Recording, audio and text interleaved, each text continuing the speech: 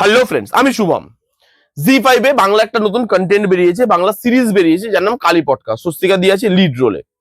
জি5 না সবসময় বাংলা কন্টেন্টের ব্যাপারে একটা পার্টিকুলার স্ট্যান্ডার্ড তারা ম্যাচ করার চেষ্টা করে এবং বেশিরভাগ সময় সেটা ম্যাচ হয়েও যায়। এখানে এই বাংলা কন্টেন্টার স্ট্যান্ডার্ড ম্যাচ করতে পারলো না। অভিরূপ ঘোষ এই নামটা আরেকটা কারণ এই সিরিজটাকে দেখার জন্য, কারণ অভিরূপ ঘোষ এটাকে ডাইরেক্ট করছেন। তিনি এর আগে রহস্য রোমাঞ্চ সিরিজের মতো কন্টেন্ট আমাদেরকে দিয়ে এসছে, যেটা আউটস্ট্যান্ডিং বাংলা কন্টেন্টের মধ্যে পড়ে। কেমন হলো সিরিজটা? 7খান এপিসোড আছে, প্রত্যেক কটা এপিসোডের রানিং লেন্থ ওই মোটামুটি 20 থেকে 30 মিনিটের মধ্যে। এবারের গল্প কি? এখানে দেখানো হচ্ছে 4টে মহিলার গল্প যারা সমাজের নিচু তলা থেকে আসছে। এই 4টে মহিলা বন্ধু হয়। এই 4টে মহিলার মধ্যে একটা মহিলার বর, সে মদ খায় এবং তারপরে এসে বউকে মারধর করে, জুয়া খেলে, সমস্ত বাজে নেশা যা যা হয় দুনিয়াতে সেগুলো তার মধ্যে আছে। একদিন যখন সহ্যের সীমা পেরিয়ে যায়, সেই মহিলাটা তার বরকে মাথায় মারে এক কোপ। বর হাওয়া। এবার যে 3টে বন্ধু আছে তারা ডিসাইড করে যে না, একে ফাঁসতে দিলে চলবে না, এই বডিটাকে হাওয়া করে দিতে হবে। তারা এই বডিটাকে হাওয়া করতে গিয়ে কি কি আরো প্রবলেমের মধ্যে পড়ছে এবং তাদের 4 জনের জীবনের মধ্যে কিভাবে জড়িয়ে যাচ্ছে, সেখান থেকে তারা আলটিমেটলি বেরোতে পারছে না, এটা নিয়েই এই গোটা সিরিজটা। এবার যদি এর পজিটিভ দিক আর নেগেটিভ দিক নিয়ে কথা বলি, আমি হতাশ অভিরূপদার থেকে এরকম ধরনের কাজ যেটা প্রত্যেক মোমেন্টে আপনাকে ফিল করায় যে ডাইরেক্টর নবিশ কোনো ডাইরেক্টর, এই ডাইরেক্টর নতুন শিখছে, তার প্রথম কাজ হয়তো এটা। এই জিনিসটা বারবার বারবার কালী পটকা আপনাকে মনে করাবে। অভিরূপ দার থেকে আমি আরো বেটার কাজ আশা করি, কারণ সেই মানুষটা কাজ জানে, এর আগে প্রুফ দিয়ে এসছে। কাজ না জানলে রহস্য রোমাঞ্চ সিরিজের মতো জিনিস বা কন্টেন্ট তার দ্বারা ডাইরেক্ট করা সম্ভব হতো না। তার ভেতরে কাজ আছে, বাট এটাই তার প্রমাণ পাওয়া যায় না।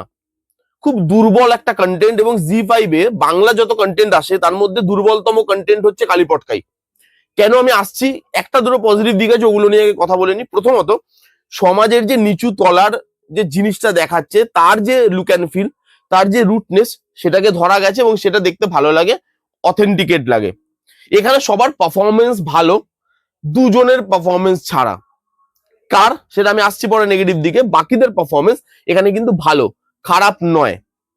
এছাড়া আর কোনো পজিটিভ দিক আপাতত আমার মাথায় আসছে না। হ্যাঁ, প্রথম দিকে একটা দুটো টুইস্ট এন্ড টার্নস থাকবে, সেই টুইস্ট এন্ড টার্নস গুলো মোটামুটি লেভেলে, যারা খুব একটা এরকম ধরনের কন্টেন্ট দেখে না তাদের জন্য ওয়ার্ক করলেও করে যেতে পারে। এছাড়া আর কিছু পজিটিভ দিক নেই। এবার যদি নেগেটিভ দিকে আসি, প্রথমত এই যে গল্পটা, এত সিম্পল গল্প অভিরূপদা কেন?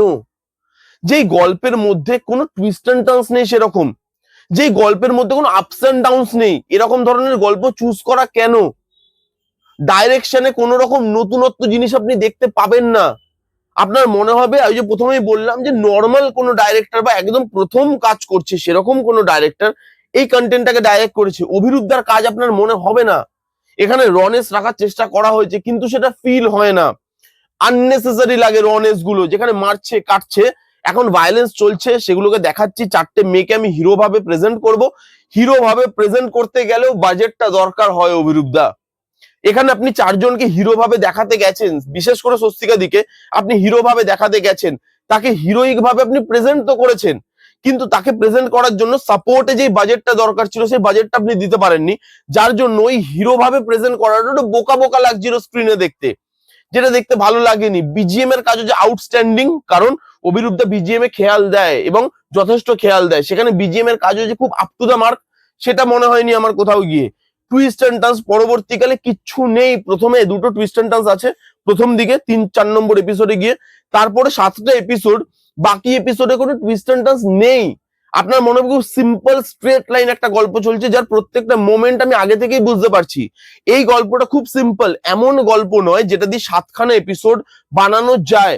এটা আপনি 2 ঘন্টা, 2.25 ঘন্টার একটা সিনেমা বানালেন, চলুন, তবু আপনি কিছুটা জাস্টিফাই করতে পারবেন। এত সিম্পল গল্প দিয়ে 7খানা এপিসোড, প্রত্যেকটা এপিসোড প্রায় 20 মিনিট, 25 মিনিট, 30 মিনিট করে, সেখানে কি দেখাবেন? আর আপনি যেখানে গল্পতে আপনার দেখানোর আর কিছু নেই, সেখানে আপনি আননেসেসারি স্ল্যাংস দিচ্ছেন, আননেসেসারি অ্যাডাল্টরি দিচ্ছেন। যদি অ্যাডাল্টরি গুলো ওভার দ্য ফেস নয়, যে সেরকম নয় যে একদম খুল্লাম খুল্লা সব দেখিয়ে দিচ্ছে, সেটা করেনি, কিন্তু আননেসেসারি মানে গালাগালি, প্রত্যেকটা কথায় প্রত্যেকটা ওয়ার্ডে দুটো করে মানে গালাগালি, ডায়লগ কম, গালাগালি বেশি, যেগুলো আননেসেসারি লাগে দেখতে।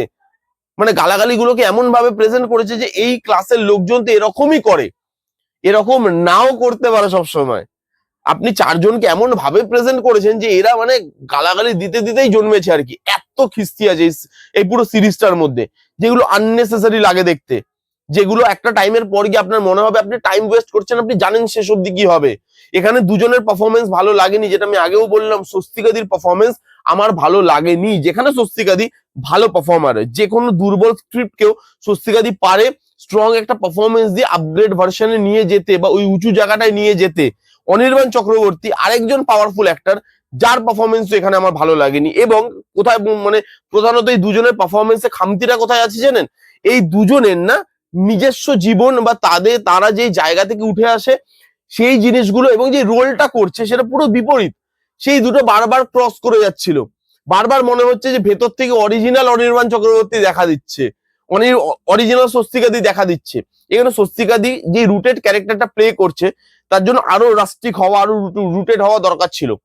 এখানে স্বস্তিকাজির মধ্যে একটা যে ক্লাসি ব্যাপার আছে, যেটা সবসময় দেখে আসে, আমরা রিয়েল লাইফের কথা বলছি, সেটা বারবার ক্রস করছিল এই ক্যারেক্টারটাকে। অনির্বাণ দা যে খুব মানে নিরীহ টাইপের একজন মানুষ, দেখতে শুনতে আর কি, ভেতরে কেমন সেটা আমিও জানি না, দেখতে শুনতে খুব নিরীহ টাইপের, খুব আস্তে আস্তে ধীরে ধীরে কথা বলে, শিক্ষিত একজন মানুষ, মার্জিত একজন মানুষ, সেই জিনিসটা একটা গ্যাংস্টারের রোলটাকে বারবার ক্রস করছিল। দেখে মনে হচ্ছিল গ্যাংস্টারটা গ্যাংস্টার, কিন্তু গ্যাংস্টারটার ভেতরে একটা ভদ্র মানুষ লুকিয়ে আছে। সে যে অত খফনাক একটা গ্যাংস্টার বা অত খফনাক একটা ভিলেন, সেটা আমার কখনো মনে হয়নি। দেখে মনে হচ্ছিল যে বারবার রিয়েল অনির্বাণদার ক্যারেক্টারটা বারবার করে ভেতর থেকে বেরিয়ে আসতে চাইছে। সেই জিনিসটা কেন? তাদের পারফরমেন্স ভালো নয়। একটা পারফর্মারের কাজ এটাই যে যেটা রিয়েল নয় সেটাকে আমি রিয়েল করে তুলবো।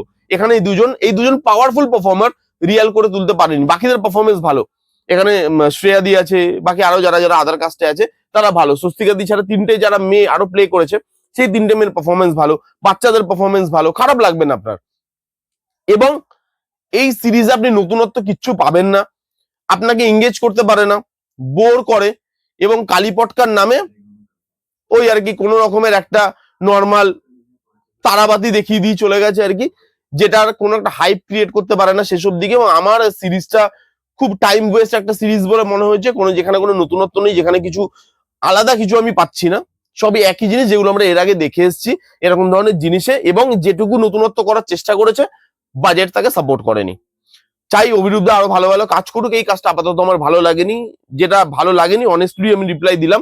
আপনাদের কি মতামত, আপনারা কারা কারা দেখেছেন কালীপটকা, আপনাদের কেমন লেগেছে কমেন্ট করে জানান। যারা যারা দেখেননি যান গিয়ে দেখুন। কেমন লাগলো রিভিউটা জানাতে ভুলবেন না। ভালো লাগলে প্লিজ করে থামস আপ, লাইক করবেন, কমেন্ট করবেন, শেয়ার করবেন, চ্যানেলটাকে মাস্ট সাবস্ক্রাইব করবেন। দেখা হচ্ছে নেক্সট কোনো ভিডিওতে। ততক্ষণ bye bye, take care and be safe.